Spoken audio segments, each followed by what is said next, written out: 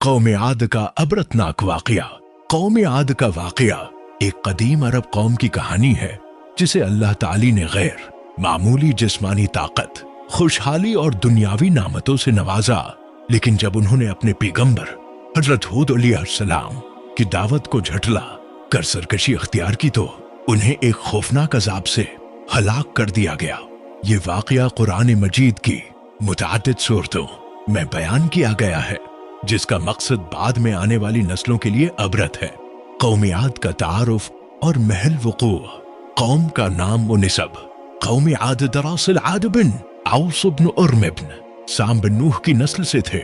इसी वजह से उन्हें उनके जद हाली के नाम पर आद कहा गया। कुरान मजीद में उन्हें आद औली पहली कौम आद के नाम से भी याद किया गया है ताकि इन्हें बाद की कौमों से मुमताज किया जा सके। जैसे कि बाज मुफस्सिरीन ने कौम थमूद को आदि थानिया कहा है। ये कौम कौमी नूह के तूफान के बाद जमीन पर आबाद होने वाली पहली बड़ी कौमों में से थी। मस्कन रहायशी इलाका। कौमी आद का मस्कन इहकाफ नामी इलाका था जो जजीरा नमाए अरब के जनूब में वाक़ था। मुफस्सिरीन के मुताबिक ये इलाका मौजूदा दौर में यमन और ओमान के दरमियान एक वसीया रेगिस्तानी पट्टी है, खास तौर पर हजरमौत के इलाके के आसपास। ये वो जगह थी जहां रेत के टीले एकाफ बहुत ज्यादा थे, मगर उसके बावजूद उनकी जमीनें सरसब्ज और शादाब बागात से भरी हुई और खुशहाल थी। जिस्मानी ताकत और खुशहाली। अल्लाह ताली ने कौमी आद को गैर मामूली क़ुव्वत और कद व क़ामत अता की थी।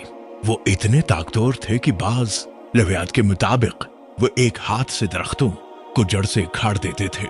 कुरान में उनकी तामीरात का जिक्र बड़े सितूनों वाले महल्लात के तौर पर आता है, जिससे जाहिर होता है कि वो बुलंद व बाला इमारतें, कुले और मजबूत मकानात बनाने में महारत रखते थे और दुनिया की दूसरी कौमों में उनकी मिसाल नहीं थी। उनकी इक्तिसादी हालत बहुत उम्दा थी और वो नेमतों की फरावानी में जिंदगी गुजारते थे। कौम आद की सरकशी और नाफरमानियां कौम आद की बेपनाह ताकत और खुशहाली ही उनके गुरूर और तकब्बुर का सबब बन गई।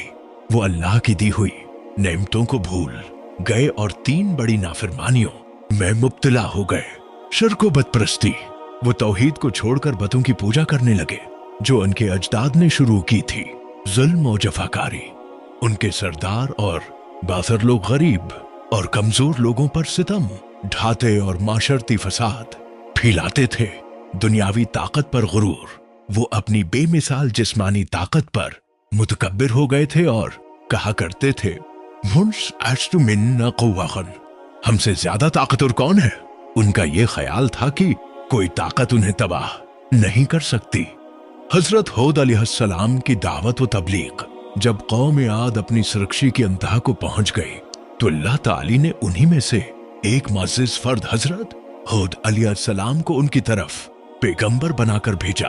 आपने तकरीबन 400 साल तक मुसलसल अपनी कौम को दावत दी, जैसा कि कुरान मजीद में है। व इली आदिन अखाहुम हूदन क़ाला या कौमी अबुदु अल्लाह मा लकुम मिन इलाहिन गैरुह। तर्जुमा। और हमने आद की तरफ उनके भाई हूद को भेजा। उन्होंने कहा, ऐ मेरी कौम, अल्लाह की इबादत करो, उसके सिवा तुम्हारा कोई माबूद नहीं। सूरह अल-अराफ 563।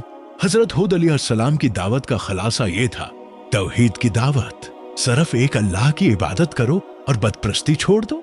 जुल्म से रोकना। लोगों पर जुल्म और सितम करना छोड़ दो और इंसाफ कायम करो। इस्तिग़फ़ारों की तलक़ीन। अपने गुनाहों से तौबा करो ताकि अल्लाह तुम पर आसमान से बारिश बरसाए और तुम्हारी ताकत को और ज्यादा बढ़ा दे। अजर से बेनियाजी। आपने वाज़े किया कि इस तबलीग पर वो उनसे किसी अजर या मुआवजे के तलब गार नहीं है। उनका अजर सिर्फ अल्लाह के पास है।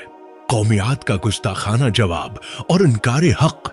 कौम आद ने हजरत हूद अलैहिस्सलाम की नसीहतों को कबूल करने की बजाय उनका मजाक उड़ाया और गुस्ताखाना जवाबात दिए। उनके सरदारों ने कहा, हमें तो तुम वादह तौर पर बेवकूफ लगते हो, क्योंकि तुम हमारे बाप दादा के दीन को छोड़ने की बात करते हो।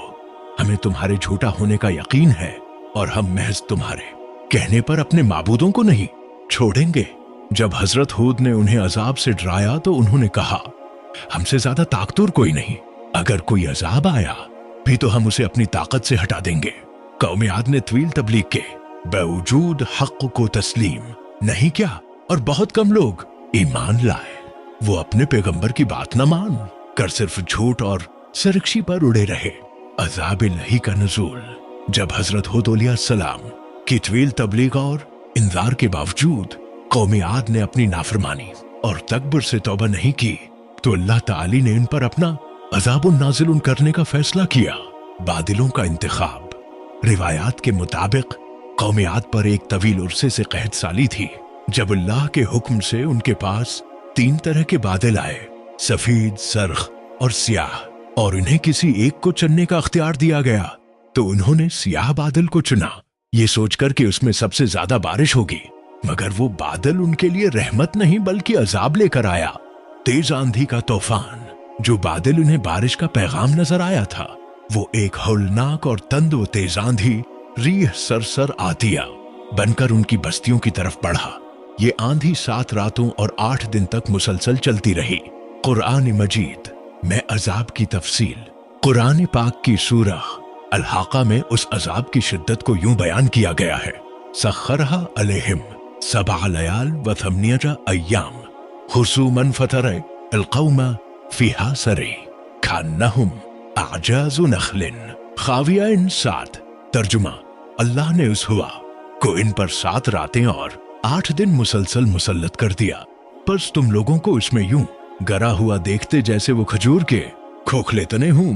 सूरह अल-हाक़ी से आंधी की शिद्दत का ये आलम था कि इस ने न सिर्फ उनके महल्लात और इमारतों को तबाह क्या बल्कि उनके ताकतूर तवीलुल क़ामत जिस्मों को भी जमीन से उठाकर पटक दिया और वो खजूर के खाली तनों की तरह गरे पड़े थे।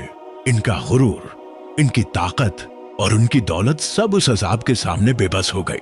इंजाम और हासिली वाक़िया इबरत। कौम आद के अजाब के बाद हजरत हूद अलैहिस्सलाम और इन पर ईमान लाने वाले मुट्ठी भर इफराद इस खौफनाक तबाही से महफूज रहे। रिवायात के मुताबिक आप इन ईमान वालों को ले कर मक्का मुकरमा की तरफ हिजरत कर गए और वहीं बकिया जिंदगी गुजारी। नतीजा कौम आद का अबरतनाक अंजाम उस बात का वाज़ेह सबूत है कि दुनियावी ताकत आर्जी है। दुनिया की तमाम ताकतें, तरक्की और खुशहाली अल्लाह की कुव्वत के सामने हैच हैं। गुरूर का इंजाम तबाही है। किसी भी कौम या शख्स का अपने वसाइल, ताकत या अक्ल पर गुरूर करना उसे तबाही की तरफ ले जाता है। तकज़ीब रसूल का नतीजा अल्लाह के रसूलों और उनकी दावत को झुठलाने वाली कौमों का इंजाम हमेशा अबरतनाक रहा है। कौम आद का वाक़या हमें ये सबक देता है कि अल्लाह की दी हुई नामत पर शक्र अदा करना चाहिए, तौहीद को मजबूती से थामना चाहिए और अपने ईमान व किरदार में सच्चाई और इंकिसारी इख्तियार करनी चाहिए ताकि हम दुनिया और आखिरत में फलाह पा सकें।